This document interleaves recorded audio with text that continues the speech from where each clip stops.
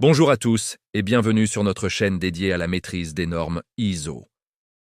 Aujourd'hui, nous plongeons au cœur d'un chapitre absolument essentiel de l'ISO 9001, le chapitre 7, intitulé « Support ». Souvent perçu comme un simple chapitre administratif, c'est en réalité un engrenage complexe et vital qui fait tourner toute la machine de votre système de management de la qualité. Sans un support solide, même la meilleure stratégie est vouée à l'échec. Pensez-y comme au moteur et au châssis d'une voiture de course. Sans eux, la carrosserie la plus aérodynamique ne sert à rien. C'est ce chapitre qui donne les moyens à votre organisation d'atteindre ses objectifs. Pour vous assurer de toujours travailler avec les versions les plus à jour des normes, je vous recommande vivement de vous abonner à la plateforme ISO Standards. C'est un investissement indispensable pour tout professionnel de la qualité. Pour bien comprendre la portée du chapitre 7, il faut d'abord voir comment il s'articule avec le reste de la norme. Prenons le paragraphe 7.1 sur les ressources. Il est directement lié au chapitre 4.1 qui nous demande d'analyser les enjeux internes et externes de l'organisme. Logique, non? Comment pourriez-vous déterminer les ressources nécessaires, qu'elles soient humaines, matérielles ou financières, sans avoir d'abord une vision claire de votre contexte, de vos forces, de vos faiblesses et des défis que vous devez relever? Si une analyse de contexte révèle un retard technologique face à la concurrence, le chapitre 7.1 vous demandera de planifier les investissements nécessaires en infrastructure. Si elle pointe une pénurie de compétences sur un marché, vous devrez anticiper vos besoins en recrutement ou en formation. Ce lien stratégique est fondamental. Les ressources ne sont pas allouées au hasard. Elles répondent directement aux enjeux identifiés pour assurer la pérennité et la compétitivité de votre entreprise. C'est la première brique pour construire un système de management qui soit réellement aligné avec votre stratégie d'entreprise. Ensuite, explorons la connexion vitale entre le chapitre 7 sur le support, le chapitre 6.1 sur les risques et opportunités et le 6.2 sur les objectifs qualité. C'est un trio indissociable.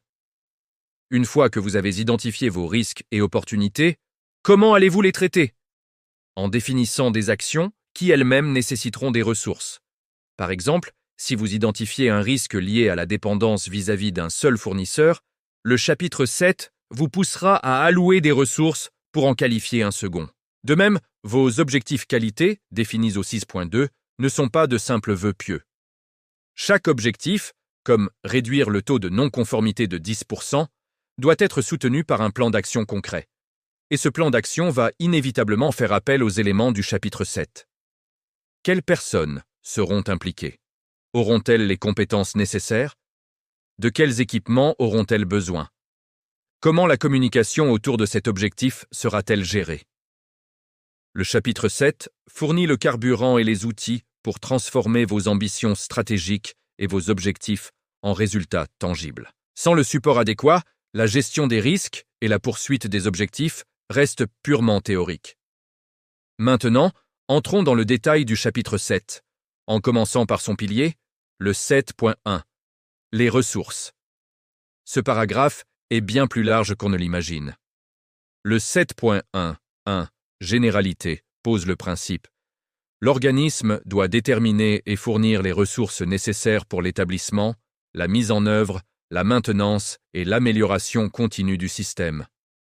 Le 7.1. 2 concerne les ressources humaines.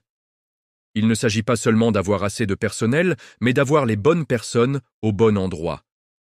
C'est là que des fiches de poste bien définies deviennent un document clé décrivant les missions, les responsabilités et les compétences requises.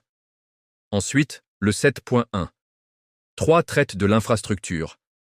Cela inclut les bâtiments, les équipements, le matériel, les logiciels, les utilités comme l'eau ou l'électricité et les moyens de transport.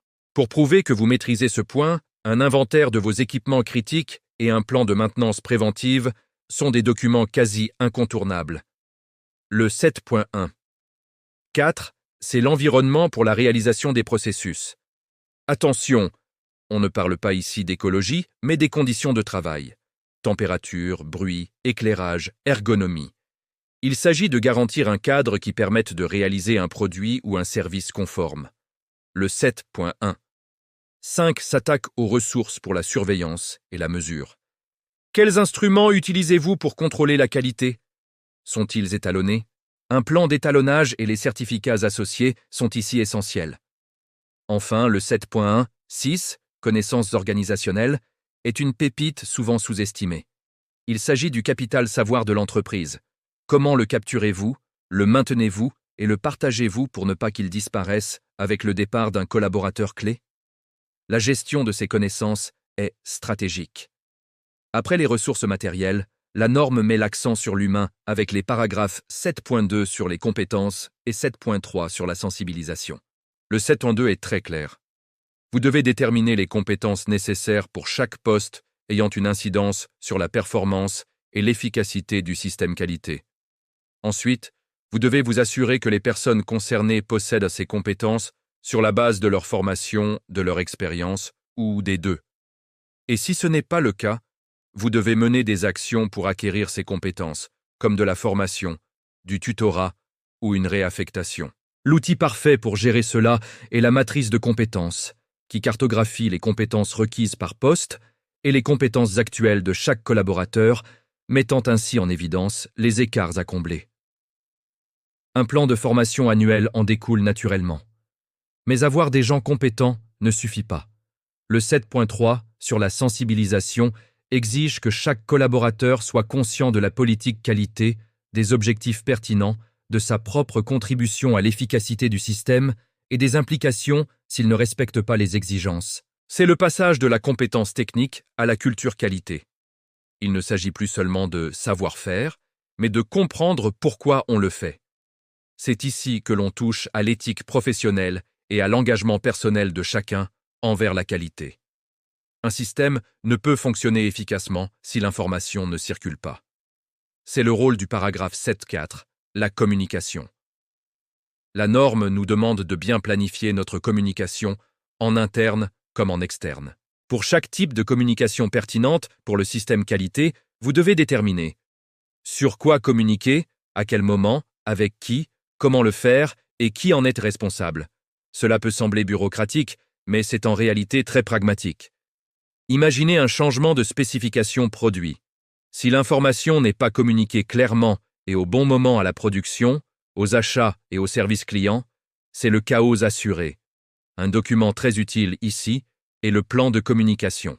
Il peut prendre la forme d'un simple tableau qui liste les différentes communications, les réunions d'équipe hebdomadaires, le tableau d'affichage des indicateurs, la newsletter interne, les revues de contrats avec les clients, les communications avec les fournisseurs.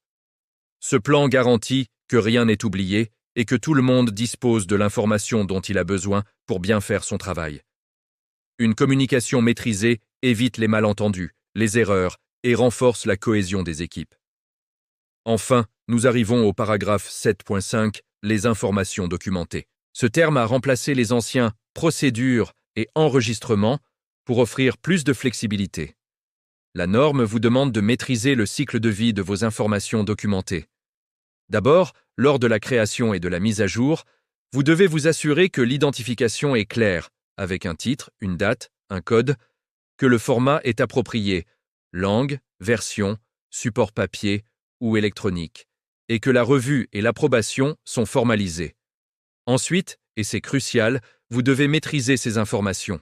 Cela signifie s'assurer qu'elles sont disponibles là où on en a besoin, qu'elles sont protégées contre la perte de confidentialité ou l'utilisation inappropriée, et que leur diffusion, leur accès, leur stockage et leur conservation sont contrôlés. Pour gérer tout cela, l'utilisation d'une GED, une gestion électronique de documents, est aujourd'hui quasi indispensable. Elle permet d'automatiser la gestion des versions, les circuits d'approbation et les droits d'accès, garantissant que tout le monde travaille toujours avec la bonne version du bon document. C'est la colonne vertébrale documentaire de votre système qualité.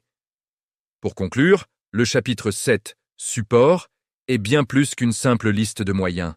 C'est le réacteur qui alimente en énergie tout votre système de management de la qualité. Il transforme la stratégie et les objectifs en actions concrètes en s'assurant que vous avez les bonnes personnes, avec les bonnes compétences, disposant des bons outils et des bonnes informations, dans un environnement propice à la performance. De la gestion des ressources à la maîtrise de l'information, en passant par le développement des compétences et une communication fluide, chaque paragraphe de ce chapitre est un maillon essentiel de la chaîne de la qualité. En le maîtrisant, vous vous donnez les moyens réels d'atteindre l'excellence opérationnelle et la satisfaction de vos clients. J'espère que cette analyse approfondie vous a éclairé sur l'importance capitale du chapitre 7. N'oubliez pas, pour rester à la pointe, l'abonnement à ISO Standard est votre meilleur allié. Si cette vidéo vous a été utile, n'hésitez pas à laisser un pouce bleu, à la partager et surtout à vous abonner à la chaîne pour ne manquer aucun de nos futurs décryptages des normes ISO. Merci de votre attention et à très bientôt.